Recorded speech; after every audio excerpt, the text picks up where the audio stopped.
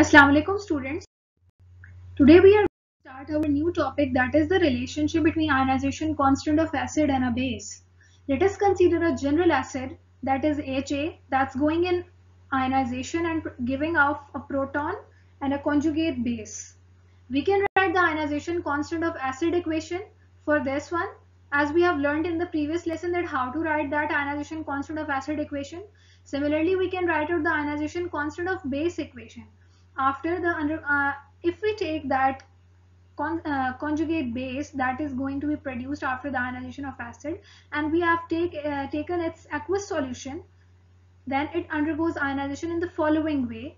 It will accept a proton and is being converted into Ha, and water is acting as a conjugate, it's acting as an acid over here, so it will giving off its proton and is being converted into hydroxide ion. So we have got the two equation. Ionization constant of acid equation is denoted by 1 and ionization constant of base equation is denoted by 2.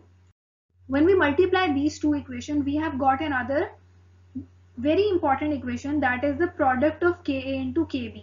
We have to multiply the right hand side of the equation number 1 with the right hand side of equation number 2. Similarly, the left hand sides are going to be multiplied. After cancelling out the common components, we have got a very important equation, that is the product of Ka into Kb will be equal to the molar concentration of hydrogen and hydroxide ion. If you remember, previously we have studied about the Kw, that ionization constant of water is also equal to the molar concentration of hydrogen and hydroxide ion. So we can say that the product of Ka into Kb is also equal to Kw. We have got very important relation from that mathematical relationship, that Ka, that is the ionization constant of acid, is inversely proportional to ionization constant of base. Whenever the two things are in the product, just as written over here, Ka into product of Kb, then they are always inversely related to each other. If one quantity is less, then the other will be more. The next topic is very important topic, that is buffer solution. First of all, we have to define it, that what is a buffer solution. Buffer solution is that solution which resists in the change of pH whenever any strong acid or a base is added to that buffer solution. Now, how it will resist change in pH? What is the action of that buffer solution? How the buffer will perform its action? We will study in the later slide. But right now, just focus on the definition that buffer solution always resists the change in a pH to a very small amount.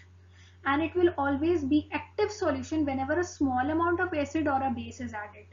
It will not perform its action when a large amount of acid or a base is added. Now there are two types of solutions known as a buffer solution, acidic buffers and basic buffers. First of all, we will study the composition of acid and base. In the acid buffer, we say that the acidic buffer will be formed by the combination of a weak acid and its conjugate base. Conjugate base will be making a salt. Now, how will it make a salt? Just see an example over here. I have taken a very weak acid, that is a common weak acid, acetic acid. It's undergoing ionization in the following way. It's going to make an proton, that is, as it is an acid, so it will donate a proton, and the resulting species will be the conjugate base, that is the acetate ion. Now that conjugate base will be coupled with a strong base, that is the sodium one, and it's being the salt of that weak acid. So we say that acidic buffers are basically the combination of a weak acid and the salt of that weak acid with a strong base. I hope you have got my point. Now, as we know that acidic species have the pH less than 7, so such buffers will always be indicated at the pH less than 7. They will work at the pH less than 7. The next one is the basic buffer. Similarly, as I have told you about the acidic buffer, weak acid and the salt of that weak acid. Similarly, basic buffers are also the combination of a weak base and its salt of weak base. Now, the very important point we have to remember about this, that acidic buffer or whether a basic buffer, they cannot be produced from the strong acid or a base. Always weak acid or a weak base can produce a buffer solution. Okay.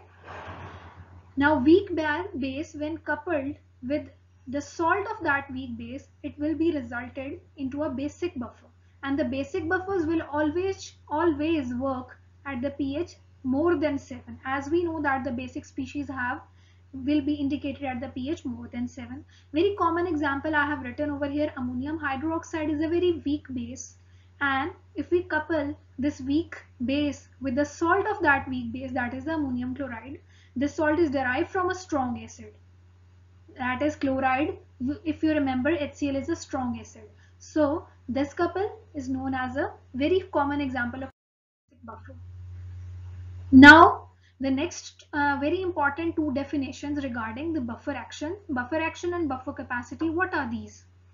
First of all, we have to understand that what is the buffer action, how buffer perform its action. I have already told you that buffer always limit the change in a pH. I cannot say you that buffer will make the pH constant. I can give you a very common example of the human blood. Let's suppose we know that our blood has a very common pH, constant pH. It will work at 7.35 to 7.40. If our blood will be having a pH more than 7.4, then a human body, that death will be resulted as a result of this. Or if our pH become less than 7.35, then similarly there are the chances of death. So our body has a natural buffer that always maintain the change in the pH to a very small limits. So we can say that buffer solutions are very important solution, and how they work, they will limit the change in a pH to a very small change. They cannot maintain the pH at a constant value, but they can limit its change to a very small amount on addition of a strong acid or a base. So this is the action of a buffer. Now what is the capacity of a buffer? That action is also known as a capacity, that what is the tendency or capability of a buffer, that how much it can resist the change in pH. This is actually known as the buffer capacity. Here you can see that sodium acetate is a strong electrolyte and acetic acid is a weak electrolyte. So whenever the reversible reaction will take place, due to the presence of common ion, acetic acid is going to be produced out of it. So in this way the pH will be maintained. Now what will happen if this is actually the buffer solution, that how it's work. Now if a small amount of acid, let's suppose HCl, if we add in this above buffer solution which we have prepared, what will happen? If HCl is added, then obviously hydrogen ion concentration will going to be increased, so it should decrease the pH. But this will not happen. Why? Because hydrogen ions are going to be consumed by acetate ions. So in this way it will limit the change in the pH. If we add a strong base, let's suppose sodium hydroxide, then how the pH will be maintained to the normal pH? pH should increase now due to the presence of hydroxide ions. As we know that whenever the base is going to be added, it will result in increase in concentration of hydroxide ion. So it should increase the pH, but this will not happen. Why? Because whenever a strong base or a small quantity of a strong base is going to be added in a buffer solution, what will happen? These hydroxide ions will going to be consumed by hydrogen ions and a neutralization reaction will take place. So I hope so that action of buffer action, buffer capacity, buffer solutions, their compositions are clear to you people. If you have any questions, you can ask. This is all about today's lecture. Thank you.